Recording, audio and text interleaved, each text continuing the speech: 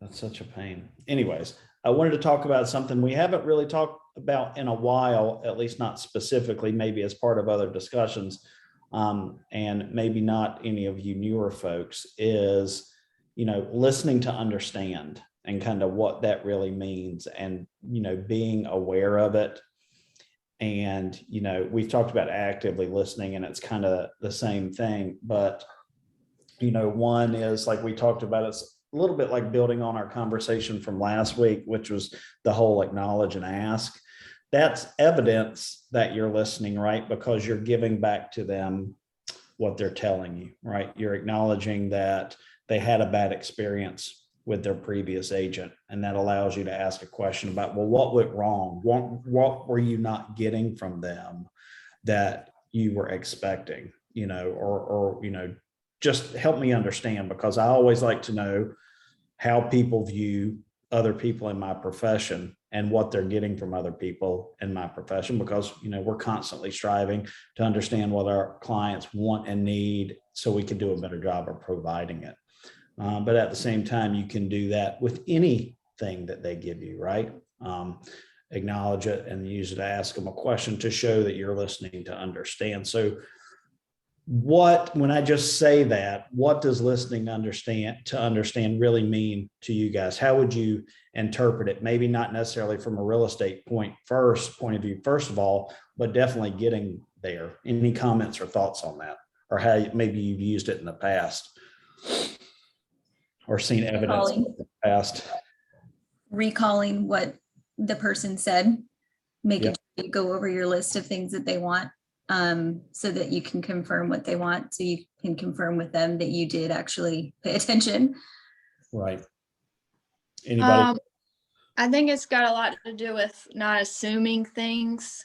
I've kind of in the past had a problem with just assuming stuff instead of listening to understand and then listening, which goes back to our last discussion, but to know what good follow-up questions to ask to make sure you're on the same page and you're not just assuming that you understand what they mean when they say good neighborhood or a bigger home or not cookie cutter, like vague terms that could kind of go different directions.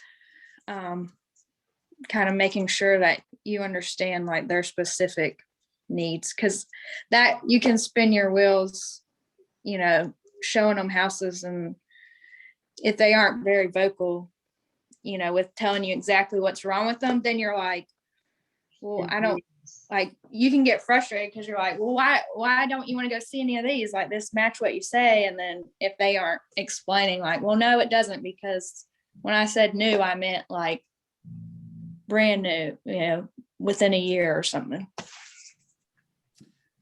Those are all really excellent points, especially the assuming piece, right? Because we talk to so many people, it can be easy to generalize what new means, or what a large lot means, or what a nice neighborhood means, or so many things. And it's important that you use that acknowledge and ask piece to, actively listen and listen to understand.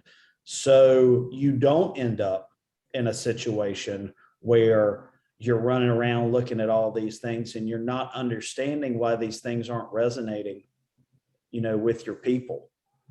Why are we still, why are we looking at homes that have X, Y, or Z, if X, Y, or Z have been a deal breaker the whole time? It's especially tough with people who aren't that vocal, right? It's like pulling teeth sometimes. So that's where you have to take control and help them understand that for me to give you options that are going to make the most sense for you, I really need you to articulate what it is that is not only going to work, but what is not going to work. So we can at least stay away from the things that aren't going to work. And I can give you options to consider.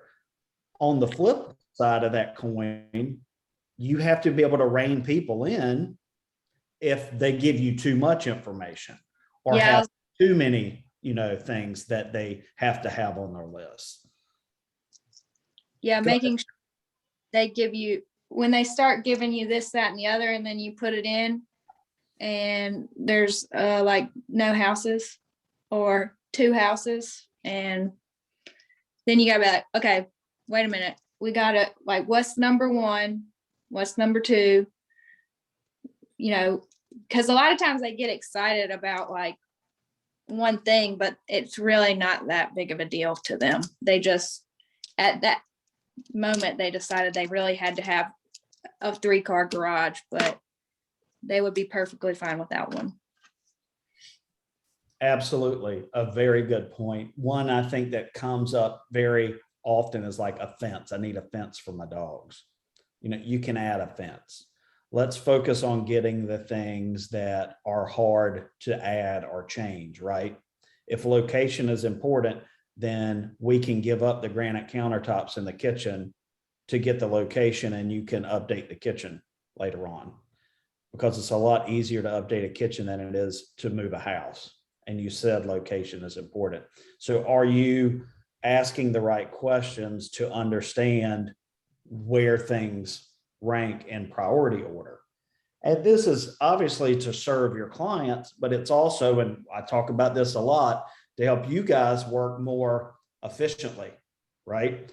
Have those conversations earlier on. It's why it's really so important at the beginning of relationships to have that formal buyer consult and sit down and go through the process to set the expectations of how this is going to play out, and also to give you the opportunity to build a search with them, in front of them, see the results while you're there together. If you've got 50 results, what can we call? So we've got a more reasonable list to go through. If we've got 2 homes and you don't want to buy either one of those, then what can we alter on your priorities or your criteria to give you more options to choose from? What are we flexible on? And I know, 75% of people that we meet, probably the first time we're going to meet at a home, right? But you can set the expectation for a consult before you meet them, when you meet them, do a consult when you meet them. I've done plenty of kitchen table consults while I'm showing a house to somebody. Or, set the expectation after you show the home or homes. Hey, let's go grab a coffee. Let's run to Starbucks. Let's run back to my office. Let's sit down and go through the process. I want to get to know you guys a little bit better. I want to make sure that I'm on the same page with what's really important to you in making this big decision. That way I can get the right options in front of you. It's also really important to me because I want to understand what's going to work best for you guys. And we really should sit down and have a conversation about that. I also want to make sure that you understand how this process is going to play out. Whether you bought a home before or not, the documents change every year. The process changes every year. A good example of this year is we went from that 14-day buffer for closing down to 7 that's built in the contract, right? A great example of how, there are significant changes every year that can impact somebody. So it's important to just take 15 minutes, 30 minutes, an hour, and sit down and let's have a conversation about the process. I know it feels like extra work up front, but the point of it is to save you work and time down the line with, unmet or unrealized expectations, not understanding their criteria, giving them false hope about what's out there or how the process is going to play out or what they're going to be able to pay for a home, something like that. Any thoughts on that, or any other examples maybe of where you've used that, to kind of move a conversation along or help kind of set the stage better for your relationship with a client? I have struggled with trying to get those consults in during showings because, the windows are like 15, 30 minutes. Yep. If they're 5 minutes late and then and you're just meeting them. So I like the idea of like I've done them in like basically the parking lot or the driveway a lot. Kind of a more condensed version, but kind of then and then. But I like the idea of like, let's go to the office or let's grab some coffee, especially if you have like a gap between showings, which happens a good And bit. maybe you could honestly purposefully make a gap between showings to give you the opportunity to do that, and just be very strategic about how you line those up. They don't have to know that that you can't get in the next house until 4:30 when your first showing is at 3, right? Something like that. Use it strategically to give yourself the opportunity to have those questions. That's a great point. And yes, I've done many of go through the folder, the binder, or whatever on the hood of a car in a driveway too. Absolutely. It's about what are we doing by doing that? What are we showing them when we take the time to do something like that?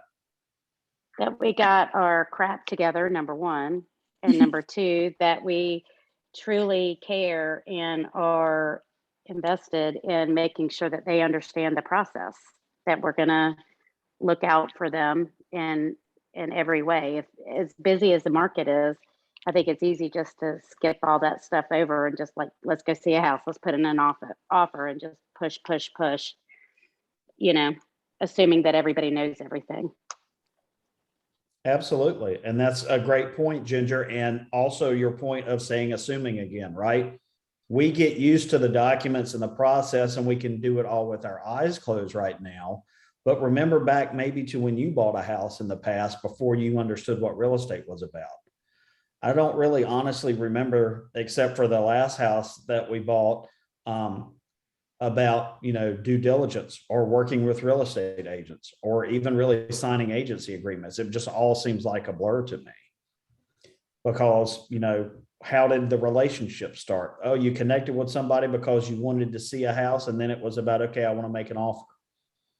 And so many times the first home we show to people is not the home that they buy.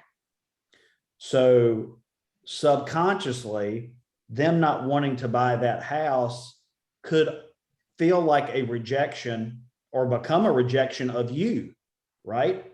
Because if they only associate you with the home that they're not interested in buying, then the next time they want to see a home, they might not call you. So you need to make it more than about you open the door for this house. And how do you do that? Well, you have these conversations, you acknowledge and ask, you listen with intent and to understand, so you can do the acknowledge and ask, and then you can go through the process and set the expectations. It's about providing value. It's about them associating you with the process and what you're going to do for them, the education piece, the representation piece, the guidance piece, the advisor piece, and not just, okay, well, they showed me that house and I have to have somebody fill out the paperwork. I've also had it bite me in the butt, because if you skip the consult and then you go to write an offer, they're like, then you've got to explain everything really fast because you're trying to get this offer in. And it makes things go smoother when you just go ahead and explain it. So then they kind of know that they've got to be thinking about, well, how much money do we have to put in due diligence and earnest money? And then when they walk through the next house, they will look and be like, okay, well, am I comfortable putting 10,000 down in due diligence? So it definitely makes everything else go smoother for yourself as well. 1,000%. That's an excellent point, Meredith. And that's why the consult in some form is so important, because when we finally get around to making a decision, we usually are moving with absolute breakneck speed, urgency, right? Because we're probably trying to beat somebody else to the punch. And I will tell people this, I want to go through this stuff now, because I don't want you worried about what's in the document when it's time to sign the document. You should feel good with the document, and it should only be about the specific terms for the specific house. And it's really too late to do that if it's time to write the contract and you hadn't gone through it. You're going to have to go through it. Is it bad practice just to send? Because I know I've had several buyers that just come in from out of town, and so I will go ahead and just, if I know they truly want to, make an offer on something, I just say, if you're truly interested, and you're coming into town, if you'll just have these forms signed, working with a real estate agent, buyer's agency agreement, and then I'll send you over the buyer consultation. You can go over that prior to getting here, and if you have any questions, just reach out, so I can walk you through this process. But that way they can read and get an overview. Sometimes people, when they have it in front of them to read, and then it gives them time to process the whole, to process it all, having Yeah. it all there visually. And I personally, I don't send a lot of things to sign before I get in people. I'd rather get them to sign the working with when we're together. And then afterwards I can send them the buyer agency agreement. But it's all specific to the conversation you're having with the folks, how long you've been working with them. If they're coming from out of town, but you've been talking to them for a couple of weeks or months, I think it's absolutely fine to do that because you're working for them. If it's a Zillow call that you get right away and you're going to see them tomorrow, I might go ahead and send over the pieces to say, hey, I'm going to send you some information about our company, and I'm going to send you the documents that are part of the process. So you have time to review them in advance. That way we can talk about them tomorrow. I can answer any questions. Should you be ready to write an offer on this home that we're going to see, right? I want you to have the opportunity to review them before you're ready to write an offer. I've got agency that way many times. And Absolutely. Most people are going, the large majority of people, and this is kind of a thing going back with other training that I've had coaches and trainers, they won't show a house without agency.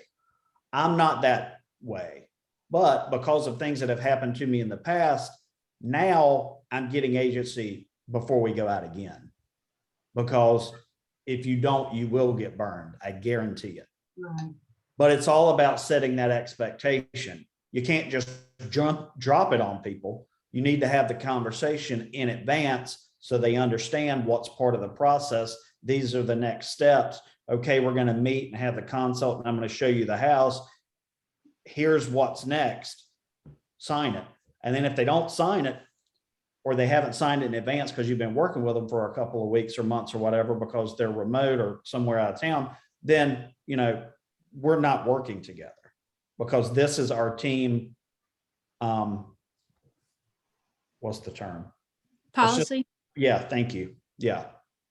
This is what's next to work with us.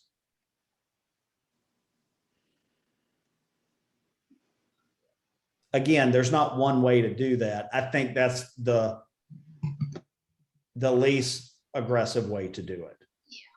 But I wouldn't do it. Yeah, that's why I say least aggressive. I wouldn't wait beyond that. But it's all about how you set the expectations. And Amber, if you're having a lot of success getting people to sign it before you even get together, hell yeah, keep doing it because it's obviously working, right? There's absolutely nothing wrong with it. Again, it's all about the rapport that you're building with them, the value you're providing to them. And if they're comfortable signing it, well, then why not? Absolutely. Because then you're working for someone that's invested in you. And it feels better to be working for someone that is invested in you as well. Yeah. But it's not that I want to have that right away, but I just want them to be clear on what we need. And that's just how I put it. I say, if you're truly interested in making an offer on this home, let's go ahead and get these signed so that we can put an offer in while you're in town. And if you don't see something you like, well, hey, I'll just keep sending you the listings and then we'll go from there. And then that way you've got everything in line. You're pre-approval, you're working with a real estate buyer's agency, and the rest is just going to look at the houses. And I just do better sending it than I do in person with it. So, and I think a lot of people are just more visual. They have it all there to look at. It's hard for a lot of people to retain what all this paperwork when they're in person in front of the house. You can't remember everything, but to see it and then to go over it verbally, I think just makes everything more clear. That's just my personal opinion. I really like that. I hadn't thought of that before, like kind of sending them the consult ahead of time. And that way you're even setting the expectation that that's going to happen. Mm-hmm. It lets them know, hey, we're working on this. We're going to make it. Yeah. And then when you whip out the binder and they're like starting to go, they're not confused. They're like, okay, yeah, this is what you sent me. Right. It's just clarification. What I'm listening to you say is that you're doing a great job of explaining the process and setting expectations at the outset in these early conversations with the people. So you're basically building the pyramid of the process that goes up to the offer, right? You're starting with working with real estate agents, signing buyer agency, understanding the documents, getting your pre-approval, and then we're going out and looking, and then we're writing the offer, right? So that is, that is fantastic. And obviously it's working. And none of the things we do are the right answer for everybody. The important thing is that you feel comfortable with what you're doing and you find a way to do it in your voice so it feels and also sounds to your client natural and it doesn't feel forced, right? That's great. I think Nate is really the first person I remember on the team sending the consult piece out through Dotloop. And I think it's a great idea. And I absolutely encourage you to do it, especially as virtual as we are now. You can do a FaceTime consult and go through it with them, especially if you've got folks in New York or California or whatever. Hey, let's pull this up and let's just go through it while we're here together. I'll walk you through it, make sure you understand it. Or just read it. And if, let me know what questions we have. I'll send it to you, to sign after you read it or whatever. And I'm pretty sure Ashley has like recorded herself doing a consult and sent it. Like, I mean, obviously live is best, but if there's a big, how people are busy and they can't nail down a time type thing. If she is doing that, I wasn't aware of it, but Okay. It's genius. It's genius. I think it's a great idea to have something canned like that. Be like, hey, I'm going to send you over our buyer consult binder, and I'm going to send over a video that'll explain it to you. Watch it in your own time. And then that way you've had a chance to review everything and hear me explain it to you at your own time, your own leisure, and then we can talk about it when we get together. So she just had one video she did, and so she'll just send that to each client. I think, remember, I don't know if how many people she sent to, but I think I remember her saying one time that she just recorded herself and sent it to at least one client. Because I think it was probably like, just to kind of get that information out there. And I think she was just struggling finding a time to do it. Yeah, and even having a pre-recorded one that you keep, and then that way they're actually seeing a face with the name, and it builds more of a rapport. And you just send that to them along with it. Hey, this is what we're going to be doing. We're going to go step by step through this. Talk about the due diligence process. Whether they watched it from start to finish, at least they're putting a name with the face, and it makes them feel like they have more of a rapport. I agree with all that. I think it's a great idea. And again, find your own way to do it. Maybe you do a quick one that you personalize for them. Maybe you have one that's kind of just canned and very generic as far as directing it towards anyone in particular, but at least you hit the high points.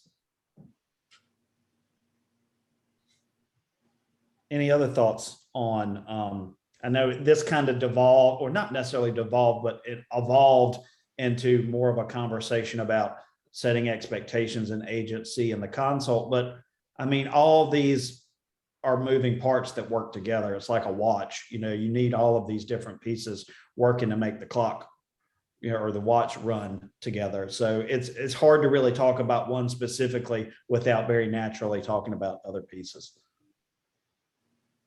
I think listening to understand also has a lot to do with like slowing down to like, I know I have this problem. Like, I'm just like, go, go, go, go, go.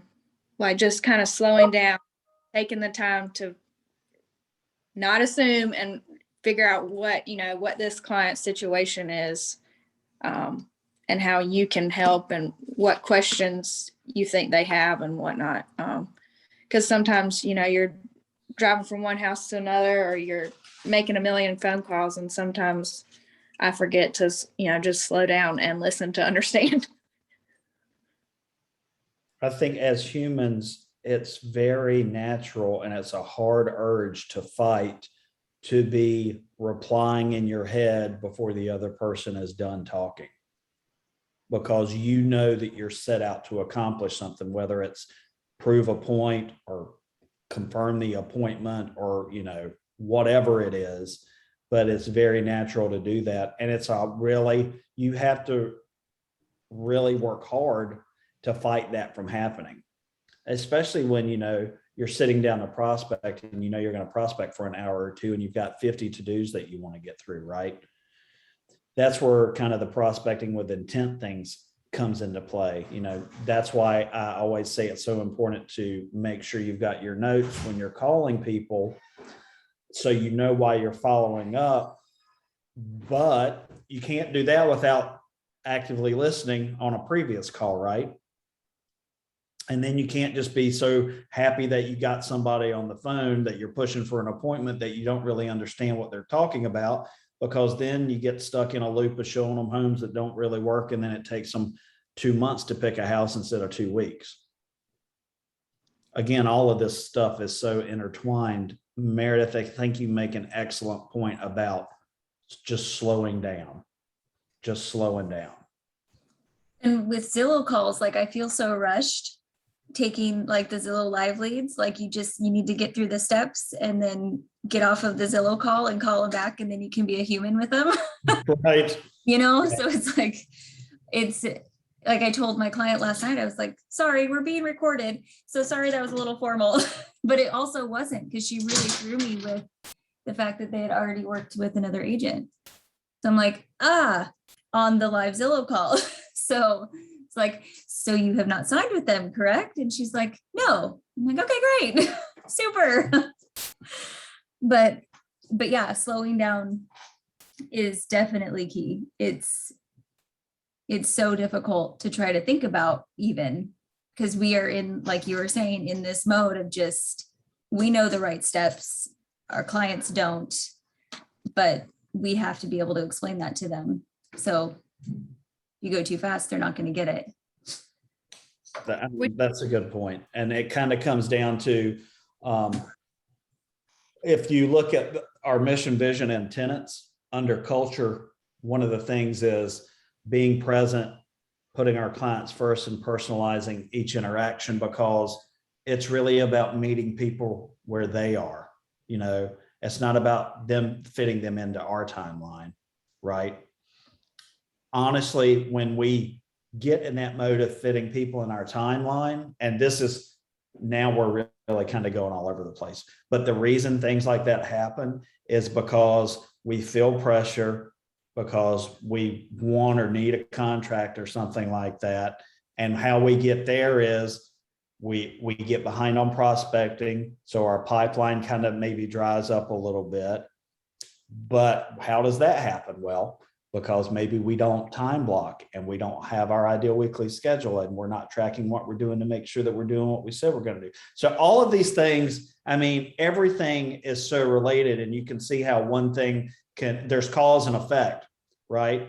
So even though we talk about different topics on different days, do realize how they kind of all flow together and how one impacts the other one to ultimately get us where we're trying to go. You guys make some excellent points, especially for no longer than you guys have been in the business. You're all really sharp. I'm really impressed with the progress you're all making so far. You should all be proud of how far you've come in a really short period of time. And it's because you put the work in and you listen and you want to understand and grow. And that's so important. The last thing I was going to say on the Zillow thing with like sending everything over, when I first started taking these Zillow calls, I felt like I was getting run around a lot. And so I started doing that to be sure that I didn't get the run. You can tell how they react to what you send to them. If they're trying to just go around and look at homes, or if they're not. Nobody wants to run around and show homes with someone that's not ready for 2 years. It's just, and I don't mean to be that mean about it, but we don't have the time, I don't have the time or the gas money to do it. I'm not I'm the ship. I run the ship around here, so I just want to be thorough and be sure they're committed and ready. And if not, we'll wait until they are. So Those type of test closes are incredibly important, and there are so many ways you can do a test close. And I think that they are great ideas. I'm sorry, Meredith, I didn't mean to cut you off. Go ahead. Same thing you said. I was saying Doug calls that a test close. I love it. That's fantastic. They're really important and they go a long ways. And when you start to get pushback on things like that, explain, this is a two-way commitment. I'm committing my time away from my family and other clients to help you. If the commitment's not the same back to me, well, then I'm probably not the best agent to help you. Thanks for understanding my perspective. Best of luck. Something like that. Well, this has been a really great conversation. You guys have any other points or questions or anything you want to make? I know you've got stuff to do. Don't want to hold you up.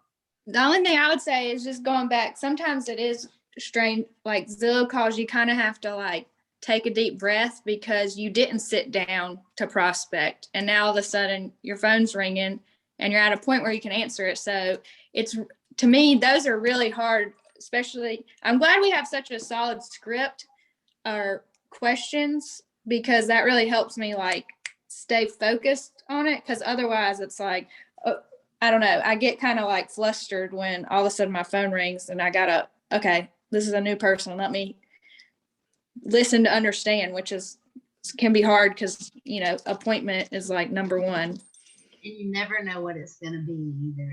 It's like dun, dun, dun. That's right. I don't know what this is about to be. Luckily now we kind of see the property.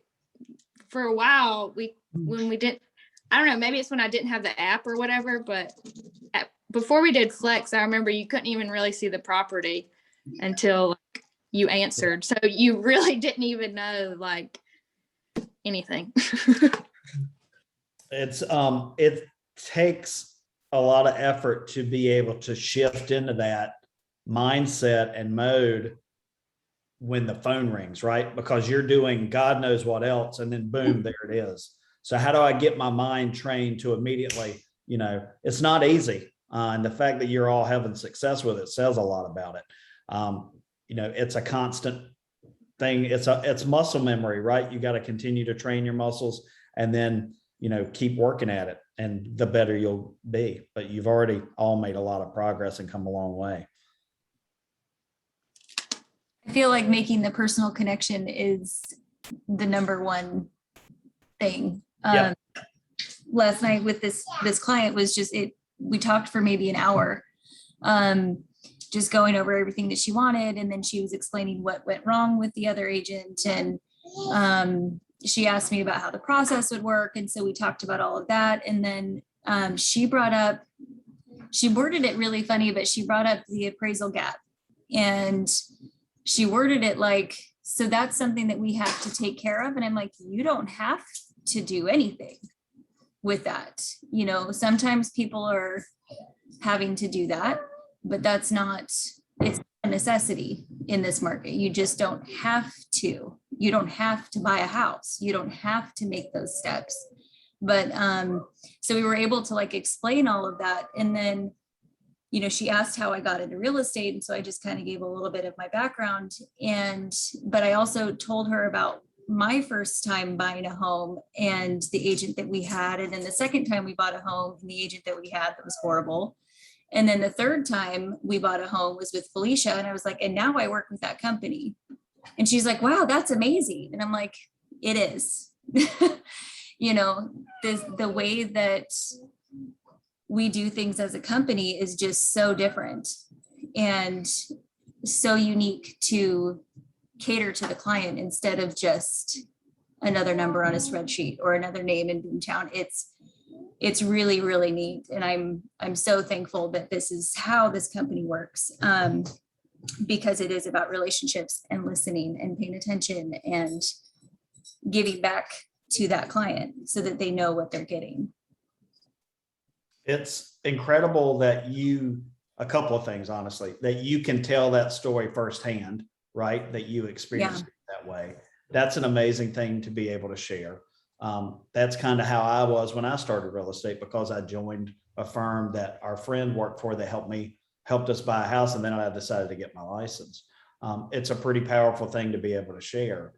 But also, you know, it's great, and you definitely should tell them about how we go about things so they understand that we're not like every other company.